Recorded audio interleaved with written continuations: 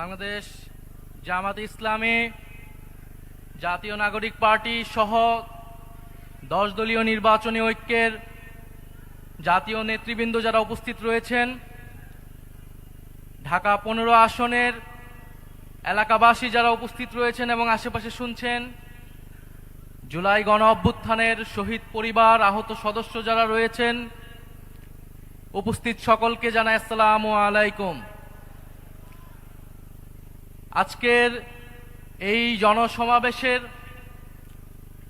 ঢাকা 15 আসনে আজকের এই আয়োজনের আমাদের প্রধান অতিথি, প্রধান আকর্ষণ, যাকে ঘিরে আজকের এই জনসমাবেশ, ডাক্তার শফিকুর রহমান।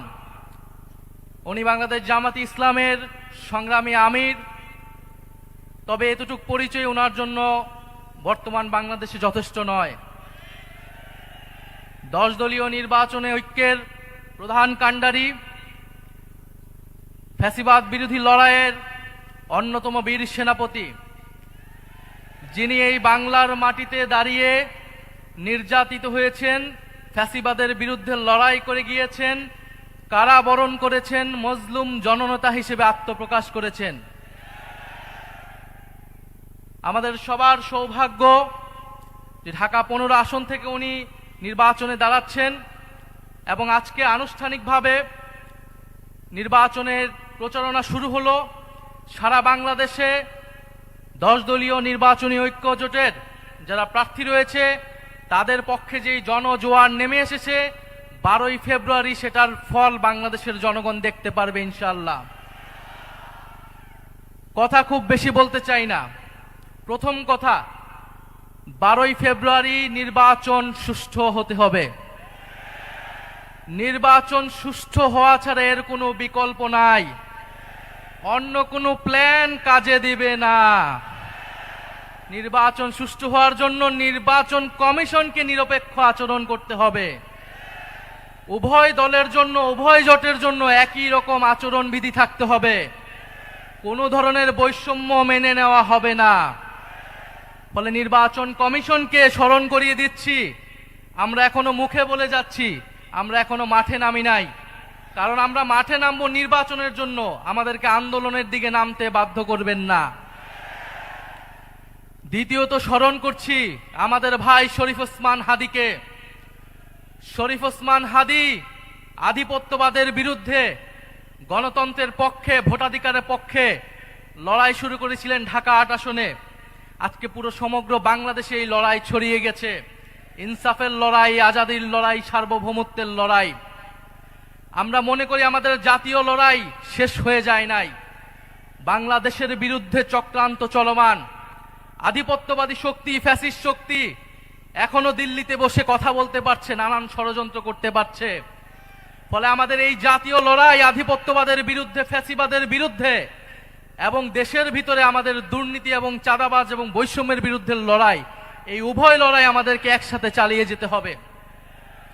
প্রিয় সংগ্রামী বন্ধুগণ, আমরা গণ অভ্যুত্থানের পরে যে আশা আকাঙ্ক্ষা নিয়ে রাজনীতি শুরু করেছিলাম, নতুন বাংলাদেশ গড়ে তোলার কাজ শুরু করেছিলাম, আমরা অনেকাংশে সেটা ব্যর্থ হয়েছি।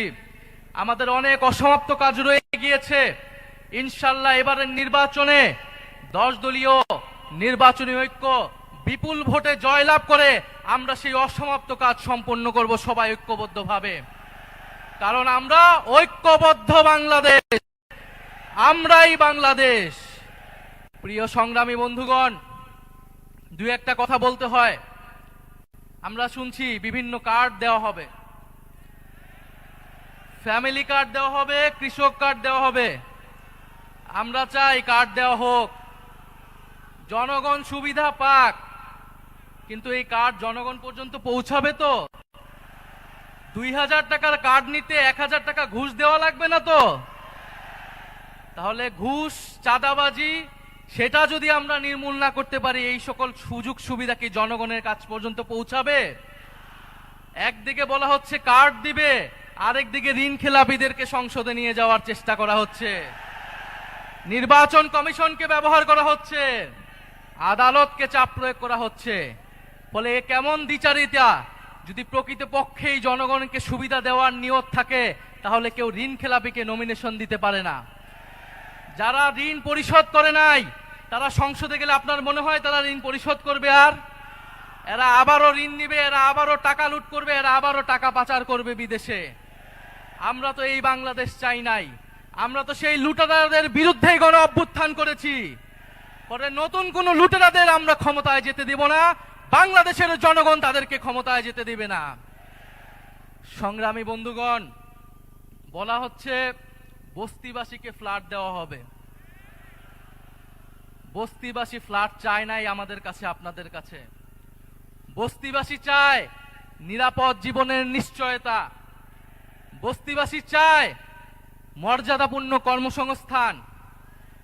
বস্তিবাসীকে ঢাকা শহরে আজ পর্যন্ত যারা ফ্ল্যাট দেওয়ার অঙ্গীকার করেছে তারা বস্তি উচ্ছেদের পরিকল্পনা করেছে।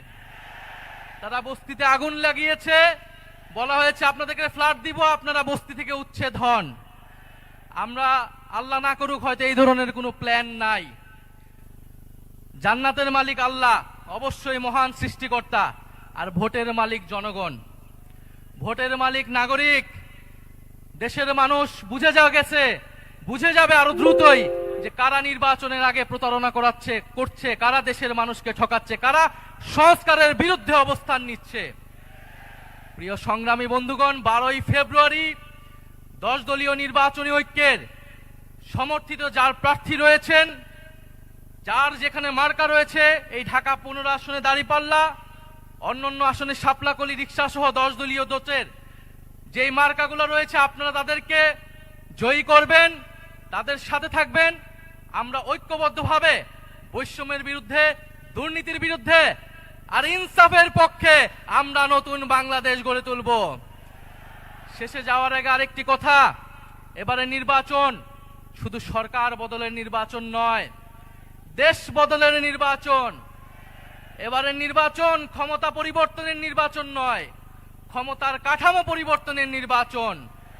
ফলে নির্বাচনের সাথে আরেকটা গণভোটও আছে, এটা অনেক দল ভুলে যায়, কিন্তু আমরা ভুলি না, জনগণও ভুলবে না। ফলে গণভোটে আমরা কি দিব? গণভোটে পরিবারতন্ত্রকে, দুর্নীতিবাজকে, বৈষম্যকে, আধিপত্যকে, গণভোটে ইনসাফে, গণভোটে 10 দলীয় ঐক্য জোটে ইনশাআল্লাহ আমরা এবারের গণভোটে হ্যাঁ জিতবে। 10 দলীয় নির্বাচনী ঐক্য জয়লাভ করে সরকার গঠন করবে এবং বাংলাদেশকে সামনের দিকে নেতৃত্ব দিবে। ইনকিলাব জিন্দাবাদ।